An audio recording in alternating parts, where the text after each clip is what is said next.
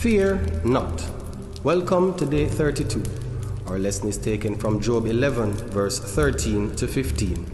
If thou prepare thine heart and stretch out thine hands toward him, if iniquity be in thine hand, put it far away, and let not wickedness dwell in thy tabernacles. For then shalt thou lift up thy face without spot. Yea, thou shalt be steadfast, and shalt not fear. We need perseverance and patience to walk with God. This is never truer than in times of frustration. People do not guard their thoughts carefully enough, especially when under pressure or when under frustration. When we leave our thoughts unguarded, the flesh can usurp what the Lord wants to do.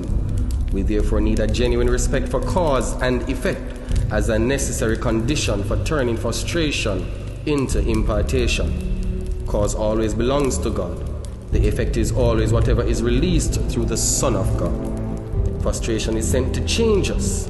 Frustration is to make us into the image of Jesus. Job 23 and verse 10, when he hath tried me, I shall come forth as gold. Hebrews 12 and verse 11, now no chastening for the present seemeth to be joyous, but grievous.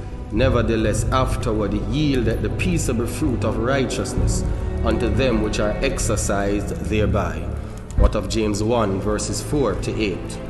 Do we love God enough to allow him to fulfill his purpose in us, no matter how much it hurts, no matter how much it frustrates us? Can we, in our frustration, love people enough to help them, even while facing our own frustration and problems?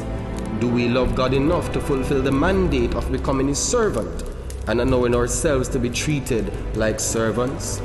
Part of our frustration is that we cannot see where our lives fit into the current circumstances unless they change. The Apostle Paul reminds us, now we see through a glass darkly. 1 Corinthians 13 verse 12. Therefore, in acting in our issues, in acting in our frustration, we try to create space for ourselves.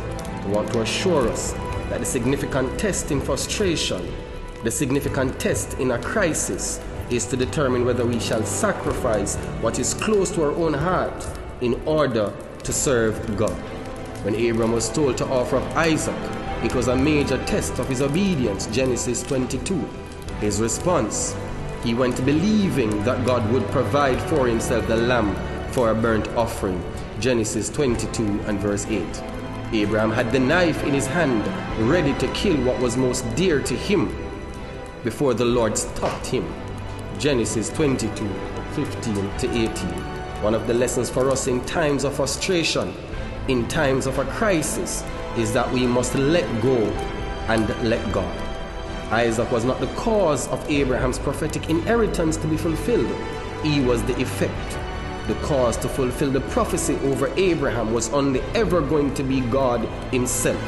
Genesis 18, 10 to 19. We can hold on to our own dreams only by letting it go in the service of God.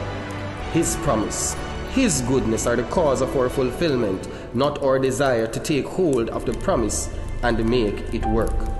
Victory over sin and fear enhances a joyful countenance without shame.